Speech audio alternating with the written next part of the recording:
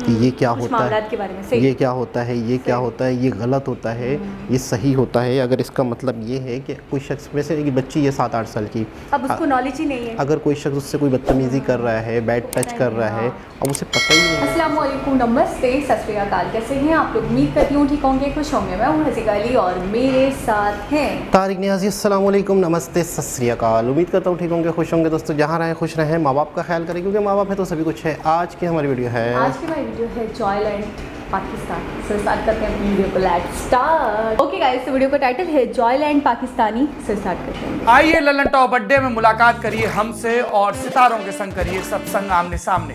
18, 19 और 20 नवंबर major Dhyanchand national stadium नई Delhi. Registration free है लल्लन टॉप ऐप पर। पाकिस्तान की फिल्म जॉयलैंड प्रतिष्ठित कान फिल्म फेस्टिवल में प्रदर्शित की गई, वहां अवार्ड्स जीते। पाकिस्तान की ओर से इसे ऑस्कर्स में ऑफिशियल एंट्री के तौर पर भेजी गई। दुनिया भर से इतना क्रिटिकल अक्लेम पाने वाली इस फिल्म को पाकिस्तान में ही बैन कर दिया गया है। वजह ये बताई गई कि इस फिल्म में अति आपत्तिजनक चीजें दिखाई गई हैं, जो पाकिस्तानी समाज के साथ मेल नहीं खाती है। 11 नवंबर को पाकिस्तान की सूचना एवं प्रसारण मंत्रालय ने एक बयान जारी किया। इसमें बताया गया कि जॉयलैंड को सेंसर बोर्ड ने 17 अगस्त को सर्टिफिकेट देकर रिलीज के लिए पास कर दिया था, मगर फिल्म को देखने के बाद लोगों ने पाकिस्तानी सेंसर बोर्ड से लिखित शिकायत की। इन शिकायतों में कहा गया कि जॉयलैंड में कई ऐसी चीजें दिखाई गई हैं जो पाकिस्तानी समाज की नैतिकता और शालीनता के साथ मेल नहीं खाती हैं। इसलिए सेंसर बोर्ड फिल्म को अनसर्टिफाइड करार देती है। इसका मतलब यह है कि पाकिस्तान के सिनेमाघरों में इस फिल्म को तत्काल प्रभाव से बैन किया जाता है। अब सवाल यह है कि जॉयलैंड में ऐसा क्या है जो इसे पाकिस्तान में बैन कर दिया गया। जॉयलैंड लाहौर के एक मिडिल क्लास राणा परिवार की कहानी है।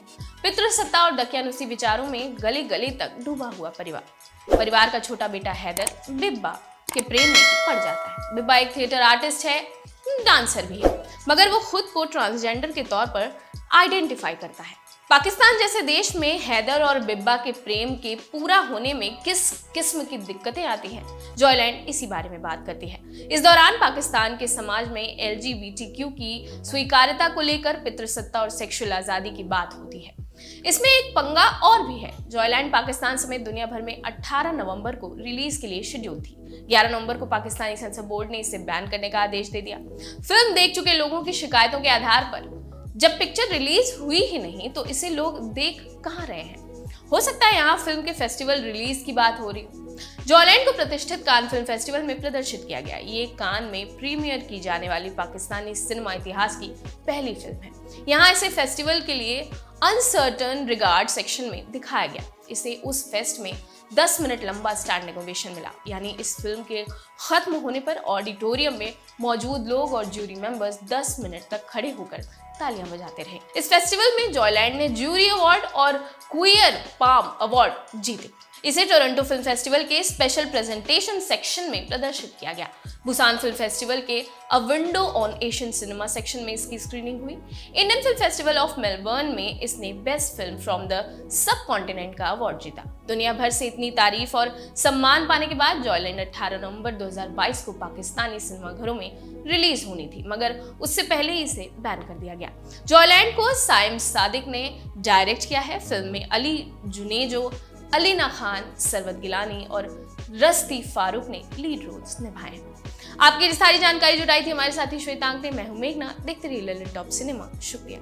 जिनको रील में देखा उनको रियल में देखो और फिर खूब सारे फूल पत्ते फेंको। ये मीटर बनाने के लिए था, पर कुल मिला के बात यह है कि गुरु आने वाली है मौज बहुत। तमाम लल्लन टॉप हस्तियां आ रही लल्लन टॉप अड्डे में। आप भी हंसते खिलखिलाते चले आइए, उनके हिस्से की बातें सुनिए, अपने हिस्से के सब सवाल पूछिए, और हम लल्लन टॉप वालों से मिलने का तो मौका है। वो जो चाय की पत्ती के साथ मग फ्री मिलता है ना, बस ऐसी मोहब्बत आपके लिए फ्री है हमारी। और फ्री है एंट्री, लेकिन डाउनलोड करनी होगी लल्लन टॉप ऐप। फटाक से रजिस्ट्रेशन करिए और फुर्ती में चले आइए 18, 19, 20 नवंबर को मेजर ध्यानचंद नेशनल स्टेडियम नई दिल्ली में।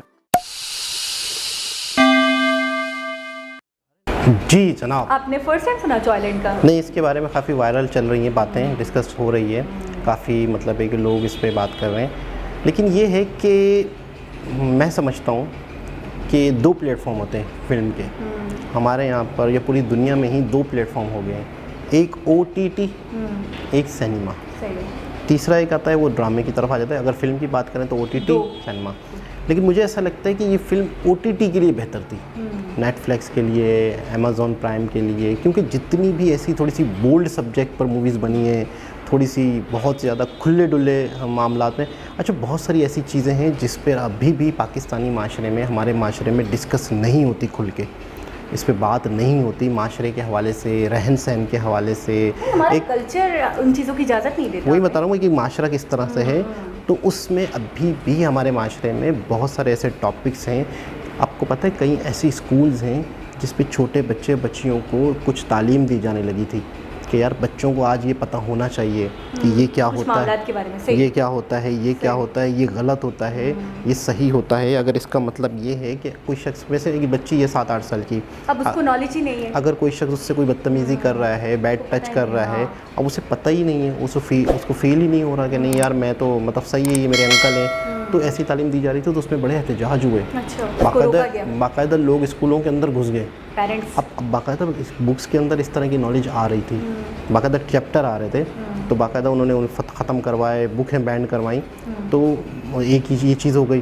दूसरी चीज़ हो गई मूवीज़ वगैरह पूरी दुनिया में। अच्छा एक चीज़ मैं आज तक नहीं समझ पाया हूँ, पूरी दुनिया में नेटफ्लिक्स चल रहा है, पूरी दुनिया में अमेज़ॉन प्राइम चल रहा है, सारे OTT के प्लेटफॉर्म चल रहे हैं, हर घर में चल रहा है। अच्छा वही चीज़ अगर पाकिस्तानी सिनेमा में लग जाए तो उसमें क्या हर्ज है? मतलब आप सोचें ना कि आप तक तो वो चीज़ आ ही रही है ना, कहीं से भी, कहीं ना कहीं से कहीं ना कहीं से और मीडियम बन जा रहा है मेरे लिए। ठीक है ना।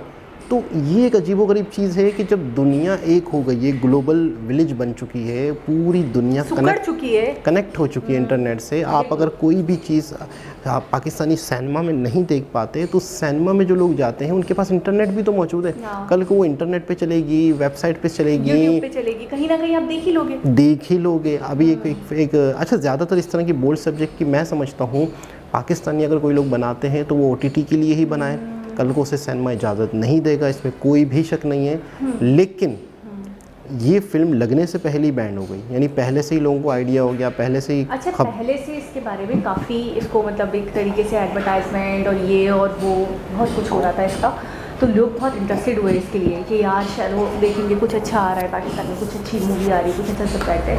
लेकिन जब स्टोरी के बारे में खबर पड़ी, जब पता चला कि क्या है, क्या स्टोरी है और किन चीज़ों के इर्द गिर्द घूम रही है, तो वो चीज़ लोगों को बहुत नागवार गुजरी। क्योंकि लोग कहने वाले ये कहते हैं कि हम, जैसे आप भी अक्सर कहते हैं कि एक मूवी हो जो इंसान फैमिली के साथ देख ले, एक मूवी हो जिसमें बाप भाई बेटे बेटी सब बैठे हों और आराम से आप देख सको, लेकिन ये वो मूवी नहीं है, सॉरी टू से।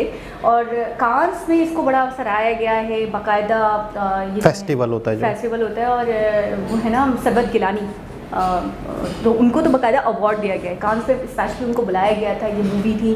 और जैसे उन्होंने बताया स्टैंड अप ऑडिशन भी दिया गया, 10 मिनट तक लोग खड़े थे, इसको सराह रहे थे, तालियां बजा रहे थे, तो बहुत इसको सराहा गया, बहुत अप्रिशिएट किया गया, बहुत पसंद किया गया। मैं हैरान हो गई ये सुनकर कि एक ऐसा प्रोजेक्ट जो जहाँ पे जिस कंट्री में बना था वो उस कंट्री में ही बैन हो गया और इंटरनेशनल लेवल पर उसको इतनी रिस्पेक्ट और इतना सराहा गया और इतना अप्रिशिएट किया गया, ये अपने आप में बड़ी कमाल की बात है। बस इस चीज़ को ही लेकर लोगों ने बहुत ज़्यादा बैन किया और इसी चीज़ को लेकर लोग बहुत ज़्यादा फ्यूरियस हो गए कि हमारा जो माशरा है, हमारा जो इस्लामी माशरा है, उसके अंदर ये चीज़ें नाज़ेबा चीज़ें हैं और इसको नहीं दिखाना चाहिए, हमारे बच्चों पे बुरा असर पड़ेगा, हमारी जनरेशन पे बुरा असर पड़ेगा। इसके अंदर बाकायदा खुलकर जैसे कि हमारे यहाँ तो अब लॉ आ भी चुका है, गे वगैरह के हवाले से बातें की गई हैं और ये बुरा नहीं है, ये सही है, ओके, इसको एक्सेप्ट करना चाहिए। मतलब हकीकत पे मबनी, बहुत ज़्यादा ही हकीकत पे मबनी चीज़ें दिखाई गई हैं। आपने देखा 1-2 सीन्स अभी इसमें वीडियो में भी दिखाए गए थे, वो ऐसे सीन्स का दिखा पाना हमारी मूवीज़ में या हमारे ड्रामाज में या हमारे सीरियल्स में बहुत बड़ी चीज़ है, बहुत बड़ी बात है। अच्छा, हम दूसरे जैसे मीडियम से, हाँ, दूसरे इंडिया के हवाले से अगर मैं बात कर लूँ, इंडिया की बहुत सारी वेब सीरीज़ हम देखते हैं, मैंने बहुत सारी मूवीज़ देखी हैं। मैंने आपको बताया भी था एक कौन सी हसीना थी, कातिल हसीना शायद ऐसी एक मूवी थी, उसमें काफ़ी बोल्ड सीन थे, लेकिन वो ठीक है, ओके, उनकी तरफ से आएगा और हम देखेंगे, या हॉलीवुड की तरफ से आएगा हम देखेंगे तो वो गलत नहीं है, वो बुरा नहीं है, वो वल्गर नहीं है, या उसके अंदर बहुत ज़्यादा रियलिटी नहीं दिखाई गई है, उसका ओके नहीं है, वो हम डाइजेस्ट कर लेते। लेकिन पाकिस्तान में अगर कोई इस सब्जेक्ट पे बना लेगा या ऐसा प्रोजेक्ट बना लेगा तो उसको हम डब्बे में पैक करवा देंगे। एक चुड़ैल नाम की वेब सीरीज़ आई थी, उसमें भी काफ़ी बोल्ड बातें थी, वो भी बैंड हो गई। इसमें तो बकायदा गाली गलौज है, मतलब नॉर्मली जैसे एक होता है ना झगड़ा हो गया, फाइट हो गई, लड़ाई हो गई और मैंने आपको गाली दे दी, आपने मुझे गाली दे दी, हमने स्लैंग वर्ड्स यूज़ कर लिए तो चलो समझ में आता है। इसमें नॉर्मली बातचीत में ही मतलब बड़े वल्गर, बड़े स्लैंग वर्ड्स सुनने में आ रहा है ये। हाँ, ये चीज़ें सुनने में आ रही हैं, जो जिन्होंने बैन करवाया उन्होंने ये कहा है। अच्छा, चुड़ैल मूवी के बारे में भी सुना था, एक वेब सीरीज़ थी, वो भी बैंड हुई। इसके अलावा एक फ़िल्म थी जिसमें एक सीरियल किलर के बारे में थी, जावेद इकबाल, वो भी पाकिस्तान में बैंड हुई। इंटरनेशनल लेवल पे कितना सराहा उससे भी अवार्ड मिले, तो वो भी बड़ा नाराज़ हैं, वो भी बड़ा मतलब डायरेक्टर जो हैं कि हमारे यहाँ पाकिस्तान में टैलेंट की कदर नहीं है, इतना मेहनत से काम करो, कुछ भी पता नहीं होता, कोई भी चीज़ बैंड हो जाती है।